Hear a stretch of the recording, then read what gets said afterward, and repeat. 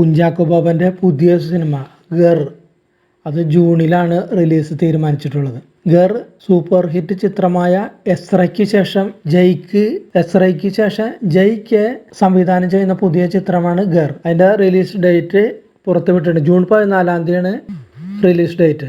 ഷാജി നടേശൻ, തമിഴ്നാട് ആര്യ എന്നിവർ ചേർന്നാണ് ചിത്രം നിർമ്മിക്കുന്നത്.